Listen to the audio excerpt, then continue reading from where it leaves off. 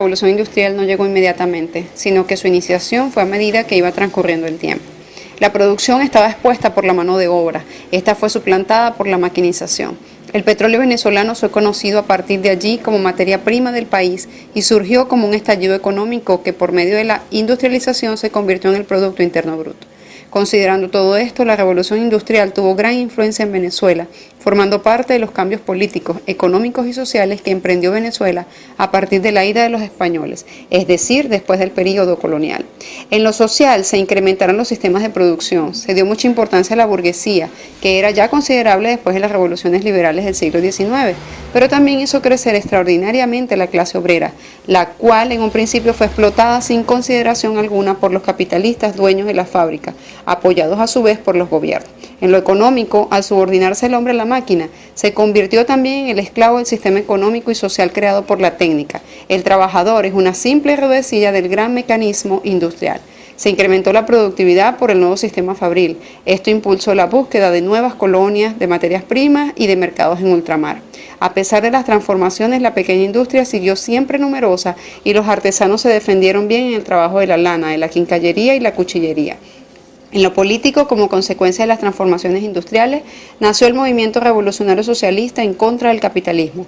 Los obreros de todos los países iniciaron una política de solidaridad para obtener el control de las industrias o medios de producción.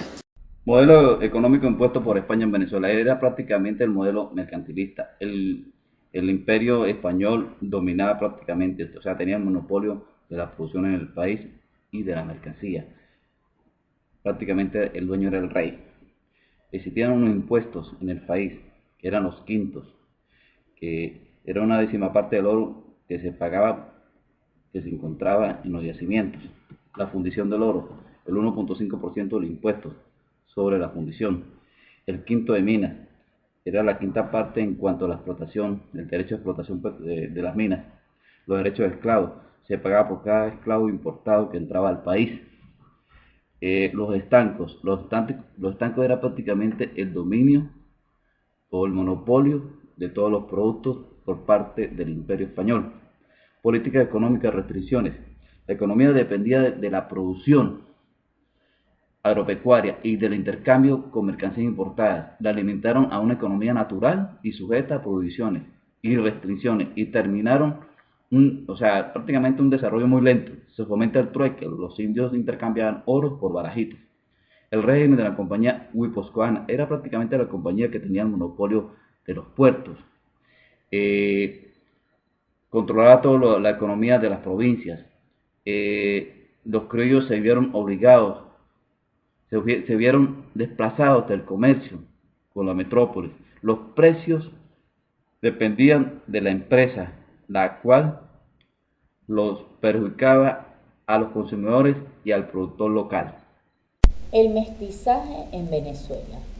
El mestizaje es el encuentro biológico y cultural de etnias diferentes, en el que se mezclan dando origen a nuevas razas. El proceso de mestizaje en Venezuela se originó con la llegada de los europeos al continente y subsecuentemente de los esclavos africanos que vinieron con ellos.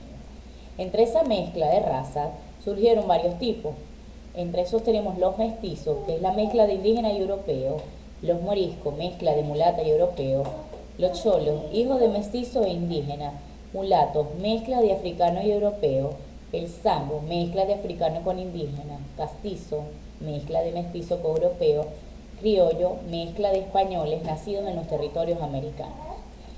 De esos tipos, los españoles eran los únicos que tenían derecho a ser virreyes, gobernadores y presidentes de las audiencias, arzobispos, obispos, de los más altos funcionarios religiosos y comerciantes de la corona. Los criollos eran los encomendaderos y los hacendados.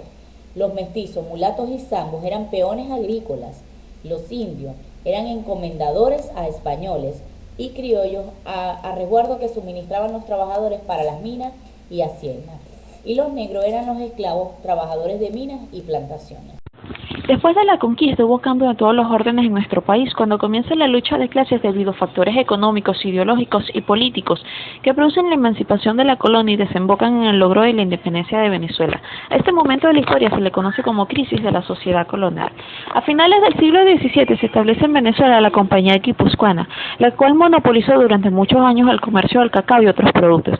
La consecuencia negativa fue el rechazo de los comerciantes a su política de fijación de precios. La positiva fue la mejora de la infraestructura de los puertos locales y el resguardo de las costas ante los contrabandistas. Las prácticas de esta compañía trajeron como consecuencia el descontento de los comerciantes y multitud de revueltas en su contra. Se crea la Capitanía General de Venezuela que une a las provincias de Maracaibo, Guayana, Cumaná, Trinidad y Margarita y comienza a extenderse el libre comercio a Venezuela y Nueva España y aparecen pronunciamientos para que dejen de importarse esclavos y se mejore su situación. La crisis colonial se inicia por los conflictos entre los grupos sociales que vivían en Venezuela, debido a la cantidad de impuestos, gravámenes y contribuciones que debían pagar, además de la injusticia y los abusos a que eran sometidos por las autoridades españolas y el descontento de sus condiciones de vida. En la parte económica, el régimen monopólico y mercantilística, impuesto por los españoles, donde era España que se le pagaban los impuestos y obtenía los beneficios, se trataba de un sistema de explotación colonial donde el único beneficiario era España. Por lo anteriormente descrito, podemos evidenciar las causas que dieron como resultado la crisis colonial que propició la independencia de Venezuela.